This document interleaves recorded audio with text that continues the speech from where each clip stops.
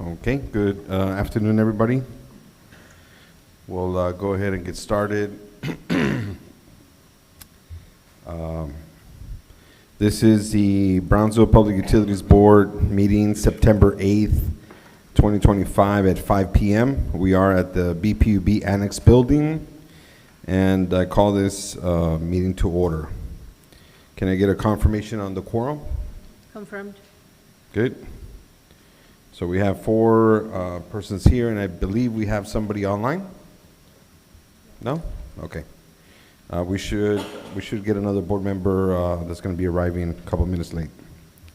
We'll go ahead and go to the Pledge of Allegiance. Pledge allegiance to the flag of the United States of America and to the republic for which it stands, one nation, under God, indivisible, with liberty and justice for all.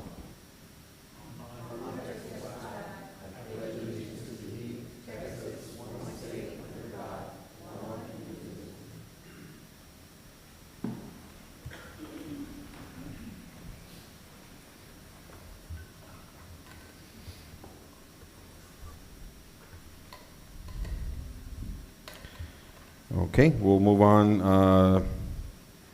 for any workshops or public hearings.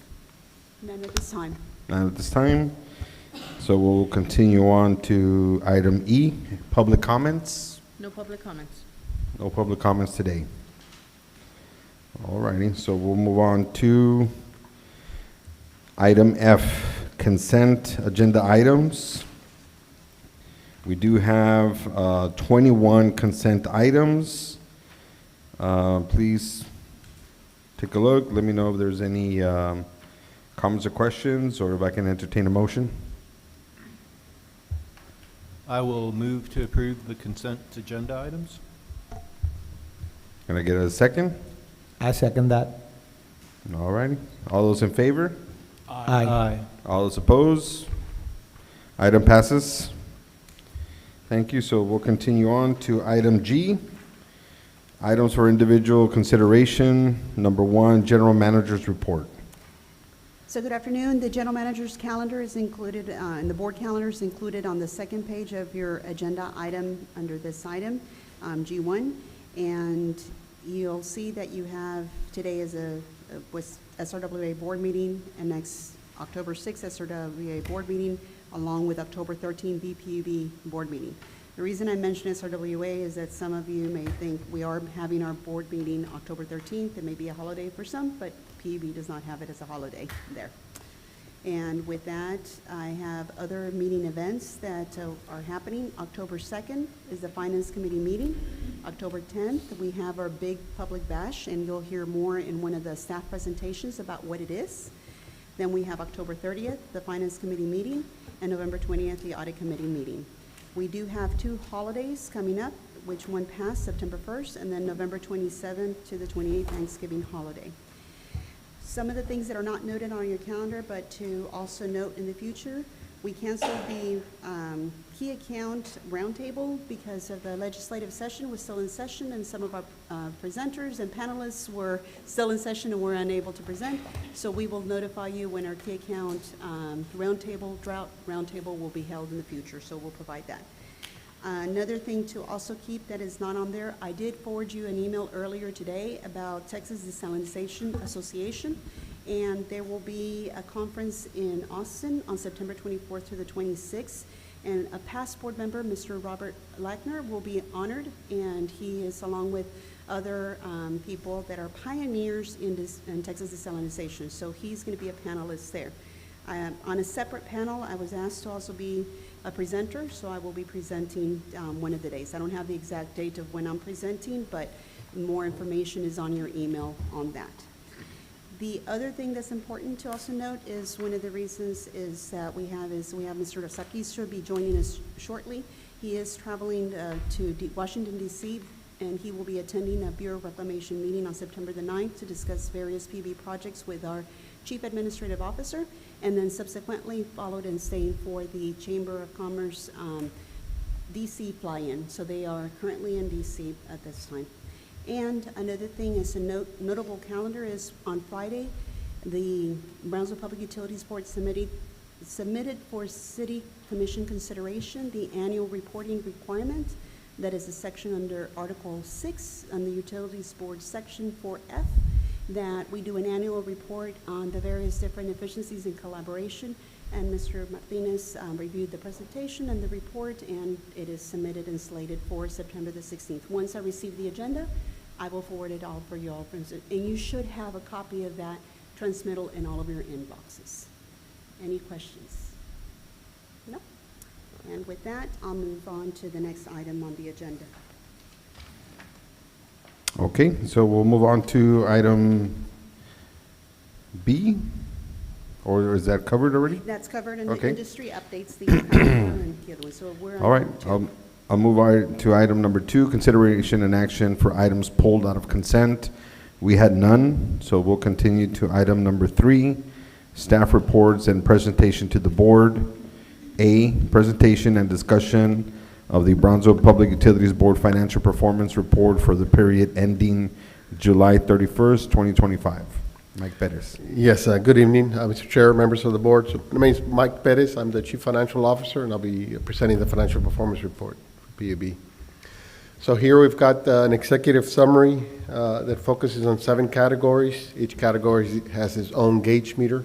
Red representing poor, yellow average, and green is good. So based on the flow of funds, PUB has generated year-to-date $5.5 million to replenish the improvement fund with a debt service coverage of 2.38 times, well above the 1.25 times minimum requirement. The fuel purchase and energy charge has generated an over-recovery of $23.72 million as of July 31st. This will be used to offset future market uncertainty. The current FPEC rate is at 0.05019, and it's been at that rate for the past 12 months, from September of 2024 to through August of 2025. The Risk and Oversight Committee did lower the rate by 10% down, so it's currently, for the month of September, it's at 0.04517, so it'll provide some additional relief to our ratepayers. The COB cash transfer is higher than budgeted, and it's due to some lower COB utility usage, but the main reason being that the lower FPEC rate. We've generated about $470,000 over budget on the cash transfer. On personnel and non-personal expenses, those came in lower than budgeted, and primarily due to timing issues. They were $3.6 million under budget. The BPUB's average bill is lower than both the average MOU bill and the average IOU bill for the 1,000 residential KWH user.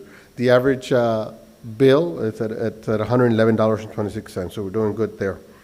The CIP year-to-date actuals, we have completion of 54.5% year-to-date through July, and 100% of the remaining budget has already been committed.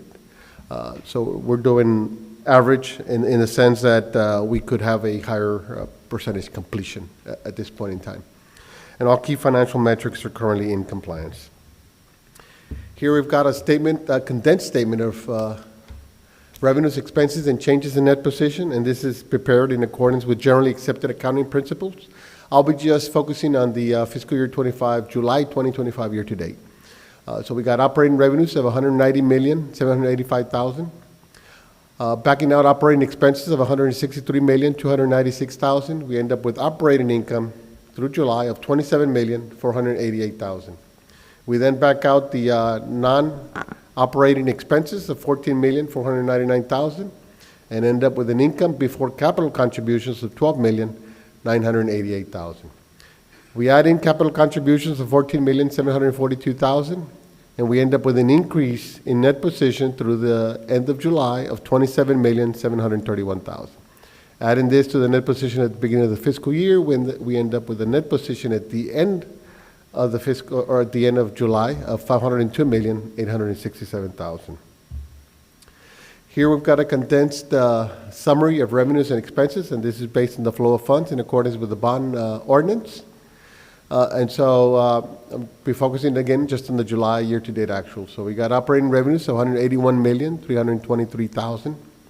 We add in other revenues of $21,470,000 and end up with gross revenues of $202,793,000. We then back out the cost for fuel and the Southwest Regional Water Authority contributions of $63,449,000 and arrive at adjusted gross revenues of $139,344,000. This is the basis for the city's 10% transfer calculation, so they're entitled to $13,934,000 off of that. We then back out other requirements, and this is for the operation and maintenance, non-operating expenses, and other debt service expenditures of $106,097,000, and we end up at, with a balance available after requirements of $33,246,000. We then back out the total cash utility benefit to the city of Brownsville of $13,934,000 and end up with a balance available for transfers out or BPB uses of $19,312,000.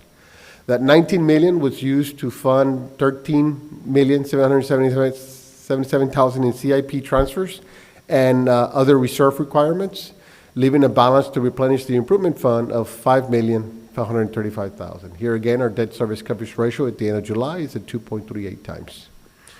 There are some additional statements attached to your packets. At this point, this concludes the presentation. I'll be glad to answer any questions.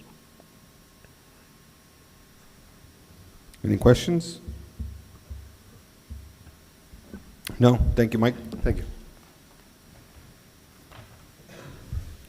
We'll continue to item B, update on the Brownsville PUB Customer Satisfaction Survey. Marlena Ramos.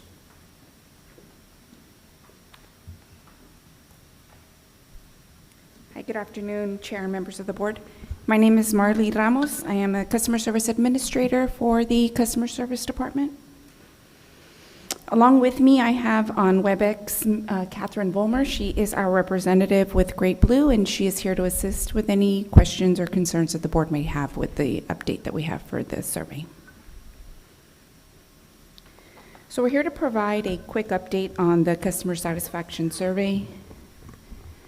We have an RFP advertisement that went out back in November. Through that proposal process, we had a total of 9 vendors respond, which were evaluated and ranked by an internal team in December. Great Blue Research was rated the highest overall based on the capability to provide deliverables, references, and the cost breakdown. So Great Blue released a survey to our electric, water, wastewater, residential, and commercial customers on June 3rd of 2025. The survey and fielding ran approximately 11 weeks. We displayed signs in our lobby. We also advertised it on our social media and our website. We had a total of 1,197 residential customers respond to the survey and a total of 74 commercial customers respond to the survey. So currently, staff is working with Great Blue to finalize a full report for the board, and this will identify key findings, some data point highlights, and the national comparisons. And this is scheduled to be presented to the board, a full report in October. The results for the survey are automatically entered into the APPA Customer Satisfaction Award Program, and they determine, based on the results, if we qualify for any type of awards after that. Is there any questions that you may have for us? Yeah, just in general, so on the residential side, this was for all services, electric, water, and wastewater? Yes, the only customers that did not receive a survey were the wastewater-only customers. They did go out to all customers who have water, wastewater, and electric. Sure. And what was the estimate, again, of total? We had 1197 residential. No, that it went out to. We went out to, Catherine, can you give us the number of the surveys? It was just over 90,000 customers or emails that we had. So some of our customers had multiple emails on their profile, so that's why you're going to see a larger amount of emails or surveys that went out. We did limit to 2 per household, correct, Catherine? Correct, yeah. Okay. And then on the commercial side, that was also via email? That was via email as well. We did do a phone campaign for both the residential and the commercial customers. We did get a good number, excuse me, a good number of respondents via phone. We had about 24 respond for commercial through our phone campaign, and 50 responded through our email campaign.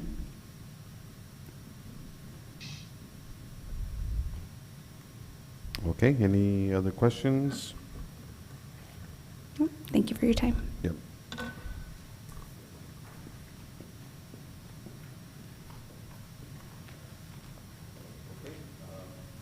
Moving on to item C, 3C, drought update. Good evening. Rene Mariscal. I'll be presenting on behalf of Jaime Flores, unable to make it this evening.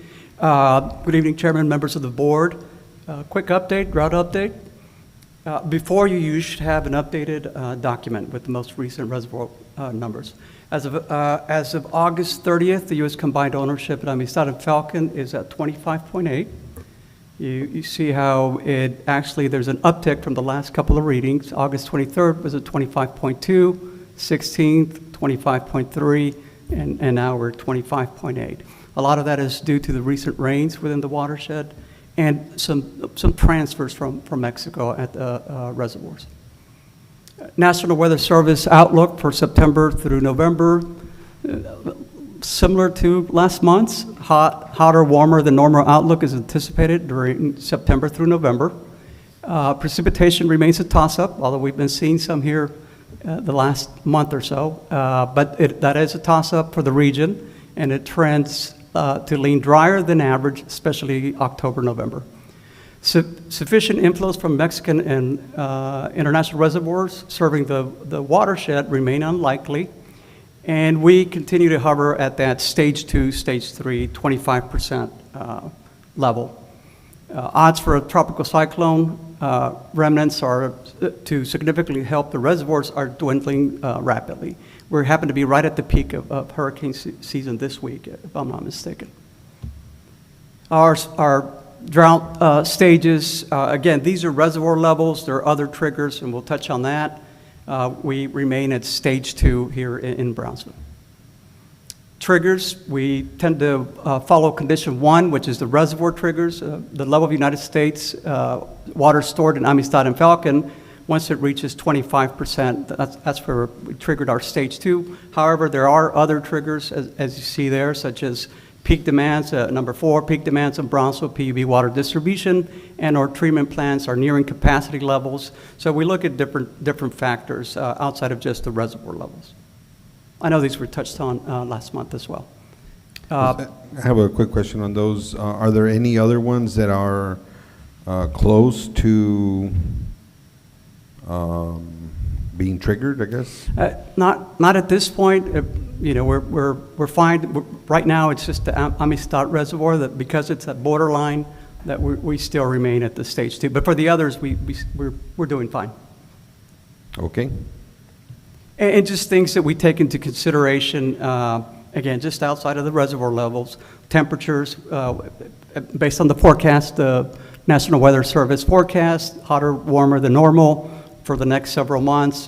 That's something we take into consideration before terminating a certain stage. Agricultural reservoirs, the water demand will probably continue, although we're near the end of the summer.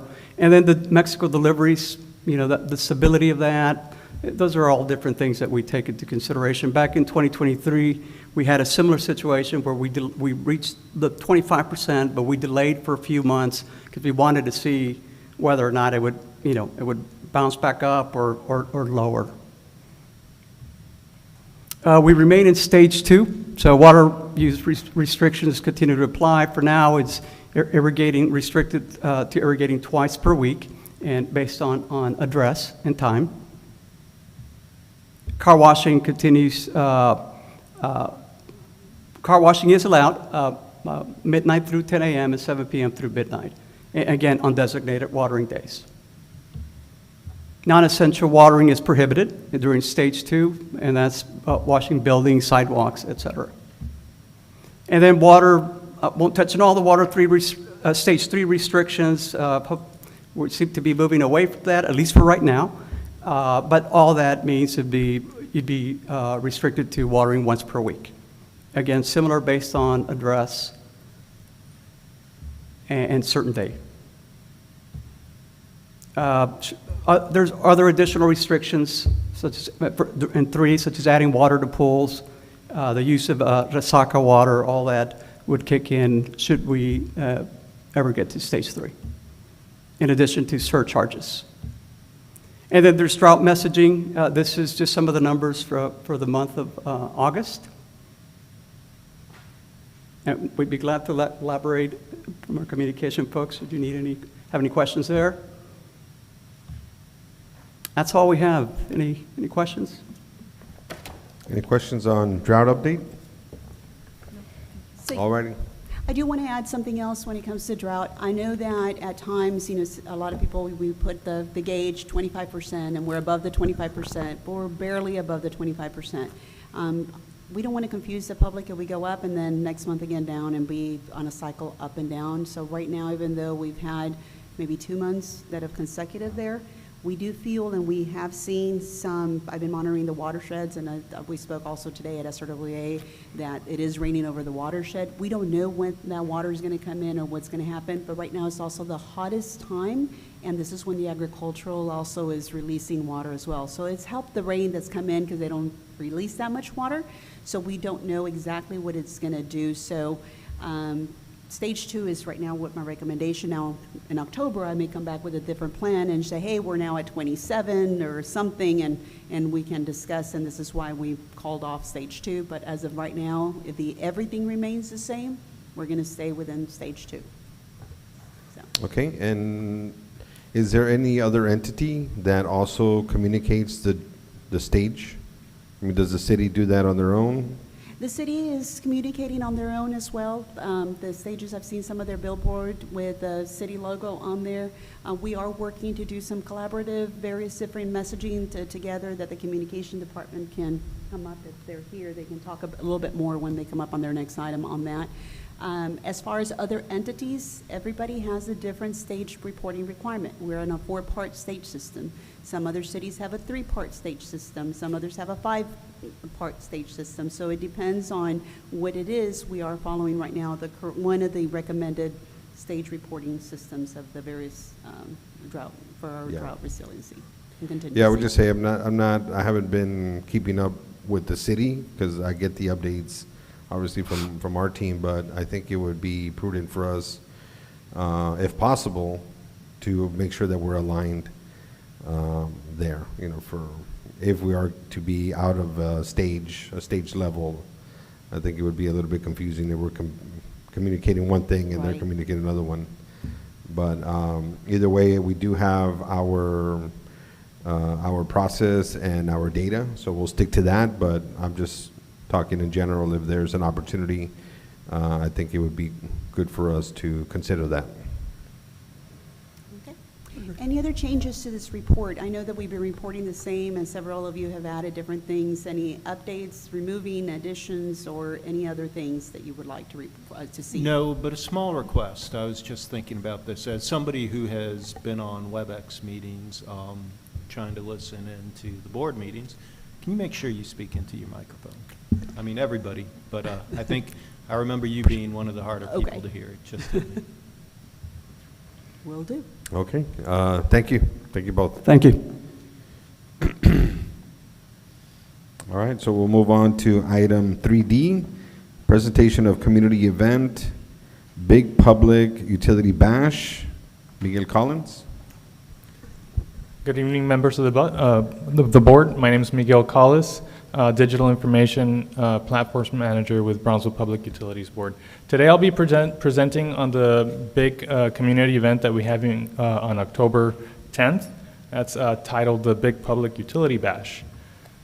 So the purpose of this event is to really connect with our community and provide information on all the programs and services and information that BPB is trying to disseminate out into the public, such as public power, the value of public power, drought, and all the other programs and services that we offer, such as assistance programs, our fats, oils, and grease, or the quality of our water. It's really a collective showcase of all the intricacies of the utility, right? Just to give you a background, our last event last year, it was centered around the Touch-a-Truck, all right? That was the main feature of the event. We partnered with the Children's Museum of Brownsville, and we had over 21 departments participating in that event, all of them interacting with the community, showcasing their services and the work that they do. We had at that event over 840 attendees, and we had various activities that included interactive displays where the community got to interact with our crews and see the work that they do. They got to go on and experience the Touch-a-Trucks, or the trucks that were on display. We also had bucket truck rides, so that was a very big highlight of that event, where some of the attendees got to raffle off they raffled off a bucket truck ride, as you can see there, and gave them a perspective of what it's like to be a lineman, right? And that really drives home the value of the work that we do, gives them a deeper appreciation of that. And so overall, that event was very successful. As I mentioned, we had 840 attendees, and overall very well received, and a lot of good feedback from the community. So this year we want to go a little bit bigger. We want to make a lot more activities and have the public come and interact with the utility. So this year's event is going to be held here at the BPB headquarters, right outside in our parking lot. And it's going to feature a lot of the same activities as last year, with some additional new ones. The main feature is the Touch-a-Truck, and that'll continue this year. So we'll have various trucks on display, all showcasing the work that the utility crews do. We will continue the bucket truck rides as well. We'll also have safety presentations from Leo the lineman, so they'll be giving that information out to the public as well. And this year we'll continue also with the department booths, where they'll get to interact and disseminate some of that information that they, with just showcasing the work that they do every day. Part of the event also, we have the public power presentation. So this is an interactive presentation that's geared towards kids, and it really teaches them the value of public power, basically taking them all the way from how we generate electricity, where it comes from, electrical safety, and ways that they can conserve and conserve energy in their home. If y'all aren't aware, we also have a Conservation Superheroes drawing contest that's currently ongoing. Part of this year's event is going to include and feature a gallery of all the contestants, the ones that have been selected for community vote, and we will be doing the kickoff for a community vote during the event as well. Last year for this event, for this activity, we had about 180 entrants from around various schools, and so we're hoping to increase that number this year. We haven't received any of the submittals yet, because the deadline is coming in a couple weeks, and so once we do that, we'll make the selection and have that available for the public to view as well. And this particular activity is all centered around water and energy conservation, so that's how we promote those efforts with the schools. We also are including a costume contest, and so a lot of this is built to engage with the community and build excitement, all centered around conservation and utilities, right? And so kids will be asked to come and dress up as either linemen or light bulbs or water droplets, whatever they feel their creative minds to come and participate in this costume contest as well. Again, all in an effort to promote utilities. And new this year is a solar car race. Again, so we're really focusing a lot of the activities that we have here to engage the community in a fun and competitive way. So we've been partnering with the schools and reaching out to them to host this solar car race as well. This is particularly centered around STEM learning, and so kids will be given a small solar car kit where they'll be competing for some prizes and part of that for this part of the event. Again, to showcase the value of PUB and its partnership with the community, we are partnering with some local organizations as well to expand our reach and showcase the collaborative nature of the utility and how we play a central role in the community. This is just a quick overview of the event and how it's going to be laid out. If you look here, the bulk of the event is going to be centered around the main parking lot in front of the administration building. This is where we'll have the touch-a-truck display, the bucket truck rides, the community information booths, as well as some food and vendors as well. We will also have the information booths where BPB staff will be giving out information right here in the annex, first floor. And then we'll also have the gallery in this area as well, right outside the boardroom, as well as the public power presentations that will be there for kids as well. So we continue the expected outcomes. We want to make sure that the community connects with BPUB. We want to invite them in and showcase all the wonderful things that we're doing. There's a lot of information I think that customers could benefit from. We get questions daily on our social media about different topics, and so this is a good opportunity for the community to come and interact with all our staff and get that information and questions answered in a collaborative way. So really excited about that. So we are encouraging public participation, so if you all would like to come and participate as well, or if you have friends and family that you'd like to know about the event, we are doing a very aggressive marketing push with our social media, as well as reaching out to our customers, some email marketing that we have planned for in the next couple of weeks. You might have also noticed some billboards as well around town, so we're hoping that the community does come out and participate. We are finalizing the event logistics, and we're going to continue promoting that, so hopefully we can increase our numbers from the 840 that we had last year. Any questions? Yeah, so can you repeat the date again? Was it the That's 10th? October 10th, yes. October 10th, which is a Friday. Correct, from And- 5:30 to 8:30. Okay. So it'll be cooler than last year. Yes. That's the idea. Yeah. And yeah, I guess from the board side, if a few of us do decide to come, maybe we do have to post that. I don't know, since we'll be here. Just kind of food for thought there. Mhm. But yeah, should be exciting. I know last year there was a lot of people, so let's try and beat the number. And if there's anything you guys need for us, in the future, if you have one of those where you throw the ball and you fall into the water, maybe we can do that. Are some we hearing stress volunteer relief. from all of y'all? Is that what it is? We're going to have a dunking booth? I'll do it. Yeah, okay. The dunking booth. Well, thank you very much. If there's no further questions, enjoy your evening. Thank you. Yeah. Thank you. Thank you. I'm really excited about it. Last year's event was really nice. It was very informative. My kids loved it. So I'm looking forward to this year's. Thank you. Thank you. Good evening. Thank you. Okay, thank you again. Moving on to item 4. This is consideration and possible action to adopt resolution to the Texas Municipal Retirement System contribution rate of 8%.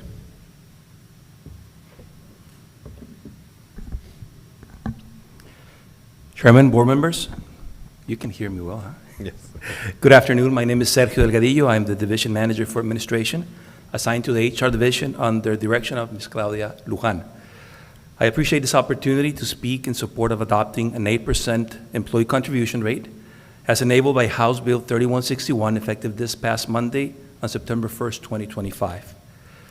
Governor Abbott signed House Bill 3161 as it promotes local control and fiscal responsibility. The bill introduces an optional contribution tier that empowers Texas Municipal Retirement Systems, TMRS employers, to strengthen their retirement system. TMRS is a solid, well-managed, and funded organization with nearly 90% funding ratio, meaning that the system assets are able to fund the retirement obligations of their 930 Texas public sector agencies with over 132,000 contributing members. BPUE as a member holds a strong and reliable position. By adopting a change from a 7 to an 8% contribution rate, we can further strengthen our pension funding and enhance retirement security for employees. It goes without saying that competition for talent in both the private and the public sector is increasing. Today's workforce evaluates not just salary, but also benefits, working conditions, workplace culture, and retirement stability. By investing in our employees through a stronger retirement contribution, we gain competitive advantage, make BPUE employment more attractive, help retain experienced staff, and reduce cost of turnover. In keeping with resolution, the resolution that is before you this afternoon, adopting the 8% contribution rate is prudent and forward-looking decision that directly serves the public interest. Our retirement system is one of the most important tools we have to attract, retain, but most importantly, honor the dedicated employees who serve our community every day. By moving to an 8% contribution, we strengthen the system, protect long-term sustainability, and send a clear message that we value our workforce. Thank you for your consideration. Okay, just wanted to open this up for any discussion on the topic. I think we did receive some information around this and the impact to the budget. That's why it's right before the budget. So I'll open it up to any discussions. And if no discussions, any motions? I have just a quick comment.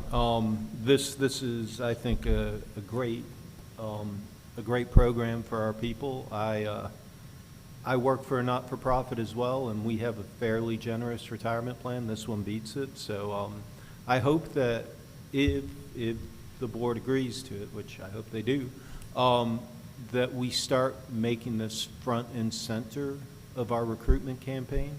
This is a very important benefit, and I think making sure our potential employees, our target employees know about this, and our current employees. I mean, this is significant.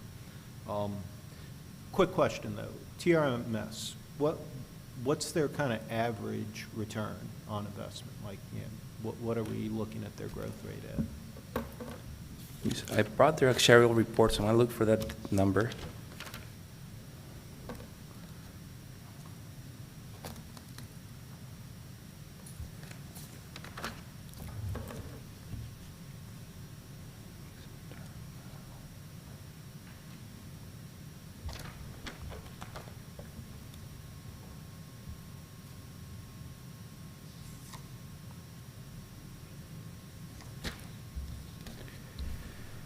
I don't think I have that number with me right now. Hoping that I That would have had it. been nice to know, but 24% of your salary, basically equivalent of your salary, going tax-free into a retirement account is significant, and sets you up for a good nest egg when you're done working, if we pass this. So if nobody, or does anybody else have a comment? Dr. Holman, maybe I could answer your question. I guess the people in the TMRS retirement plan are guaranteed a 5% annual return. It's Okay, guaranteed. Right, and so that's what everybody's earning on their account. What they're generating on the investments just varies year to year, Okay. depending on the market. Okay. Thank you, sir. Thank you. Okay, any more discussion? Yeah, if not, then I'll entertain the motion. May I proceed to read the He has motion? to read the motion, right? Yes, definitely. In keeping with House Bill 3161, BPUE staff recommends board approval of the resolution regarding BPUE's Texas Municipal Retirement System benefits, which provides for an increase to the employee contribution rate to 8%, and uphold our current plan options through the adoption of an annually accruing updated service credits, transfer updated service credits, and cost of living adjustments for retirees and their beneficiaries. So I will move to approve the motion. I will second that. Okay, I have a motion and a second. All those in favor? Aye. All those opposed? Nay. Nay? Okay, so that's, on, all those in favor, there's 1, 2, 3, 4, and 1 opposed. Motion passes. Thank you. Mr. Chairman, Mr. Sarkis is appearing on video. Okay. Yeah, sorry about that, Martin, I didn't catch you. But, Paul, can he vote? Yes, he's present. His video is active if we can also hear him. Okay, go ahead, Martin, if you have any comment or, actually, I guess the vote, right? Yeah, I'm gonna vote yes. It was in the affirmative. Can you hear me? Yes, yes. Okay. Yes, sir. Okay, great. Can you repeat that? Sorry, Martin.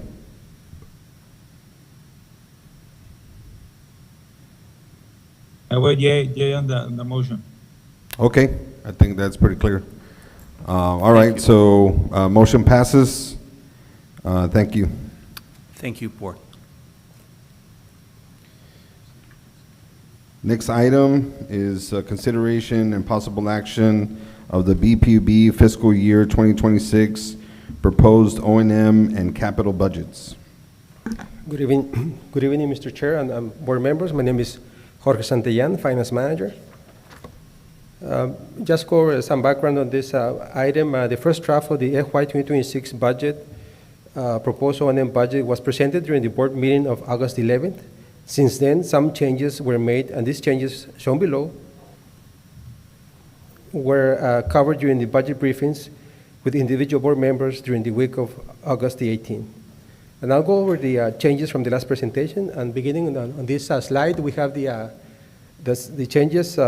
First one, the cost of living adjustment. We went from a 2% to a 2.3%, and this is based on the new calculation on the June CPI as per adopted policy. In the last column, we show the net increase or increase or decrease. In this case, it's an increase of $156,565.75. Next, we have the retention pay for the same amount as budgeted as last year, $50,000 increase. Next, we have amount for possible promotions, $150,000, which is the same amount as last year. Next, we have we're proposing to remove the transfer for the operating sub-account. In this case, we have, since we are proposing a budget that includes $2.2 million for the power supply reserve, we're proposing to remove this $1.5 million transfer. And then we have an adjustment to the health insurance, and this is based on the new value based on actual calculated premiums. This is actually a decrease of $169,213. Next, we have also an adjustment on the comprehensive auto liability, also a decrease of $70,553,097. Debt service, we have an adjustment, a revised estimate based on the upcoming refunding and CP note takeout. And this is an increase of $111,317.42. And then we have the TMRS payroll contribution by changing from a 7% employee contribution to an 8%. The amount is an increase of $1,983,827.47.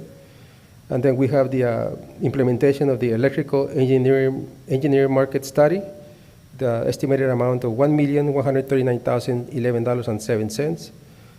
And then lastly, we have the decreased transfer to the CIP funding with a decrease of $1,850,957.74.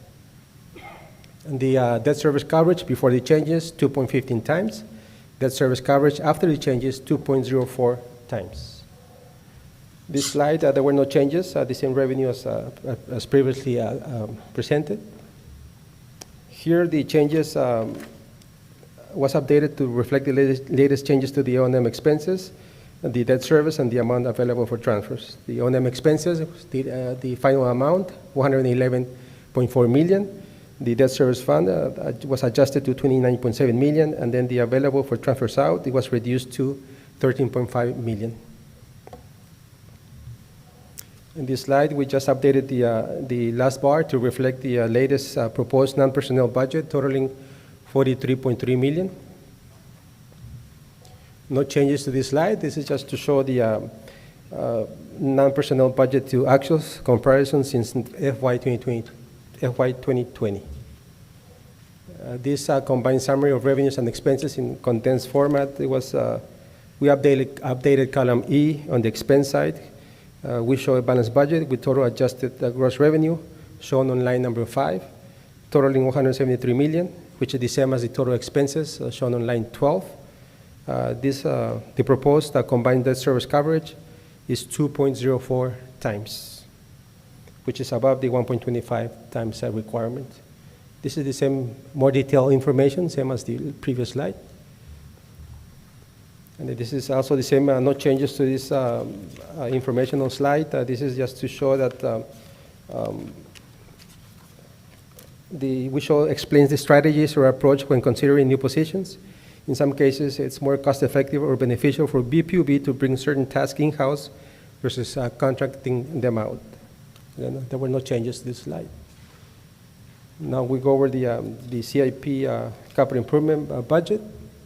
The proposed fiscal year CIP budget is shown in column E, 91,271,591, and this includes 21,827,170 in carryover. This carryover number, it's a moving number. Once we get to the end of the fiscal year, that amount will go down. So the plan is to come back to the board sometime maybe in November or December for a budget amendment to the CIP to adjust that carryover amount. And then the first column, we show the funding sources for the CIP, 77.1 million coming from the improvement fund from cash on hand, a resaca fee, $110,635, impact fee, $4,691,314, grants, 8.6 million, for a total of 91,271,591. This is the end of the presentation. Once the budget is approved, once we're gonna complete the budget book, and then once it's completed, we will upload the budget to the website. Once it's completed, it's a very detailed book that shows all the revenues and expenses. And at this time, I'll open it up for questions or comments, and then I'll make the motion. Okay, any questions or comments? I guess I'll just make a comment that the budget process is fairly long, right? There's a lot of work that happens in the background. We do have individual meetings with the board members, so we've seen this information before, and we've gone through several questions around that and decisions. So this is a very critical item, but luckily that we spend a lot of time doing our homework, and I think that's why there's not that many questions at the moment or comments. So I just wanted to highlight that.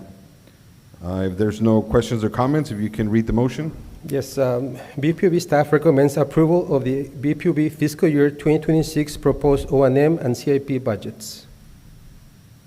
Okay, can I get a motion on that? I'll move to approve.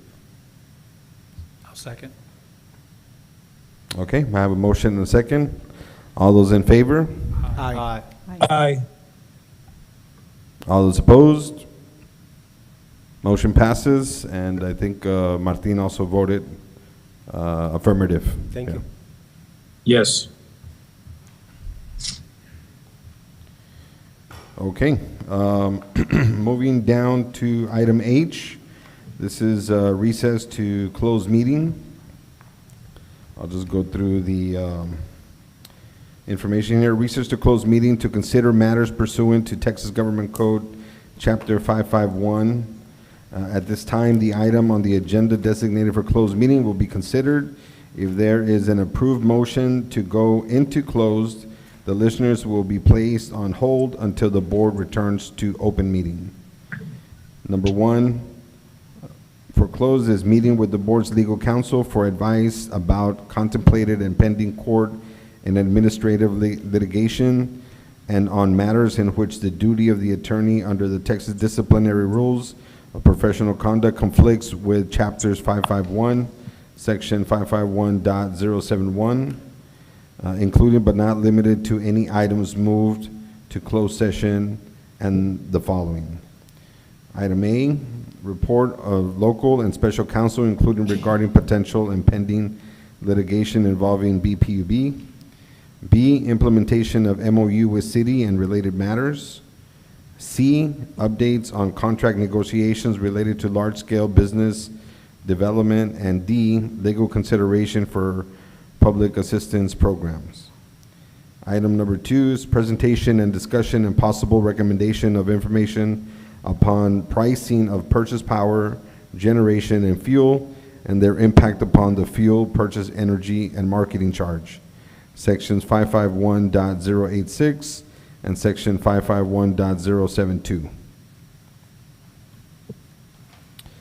Do I have any motion to go into closed? I'll move to go to close. Second? I'll second. All those in favor? Aye. Aye. All right, we'll convene into closed session.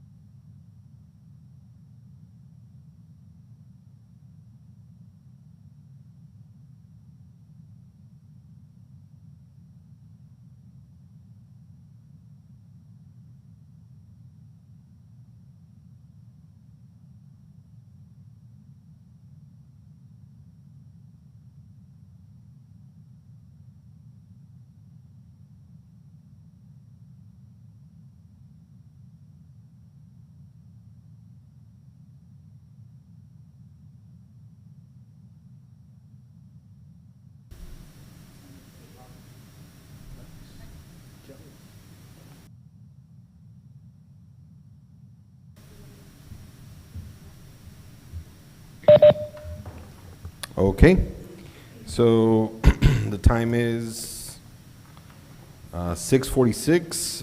We are out of closed, and we're moving on to the next item, which is consideration and action on closed meeting items. There was no actions? Yes, no actions taken in executive and no actions needed following the closed session. All right, so we'll move on to the last one, consideration and action on future agenda items.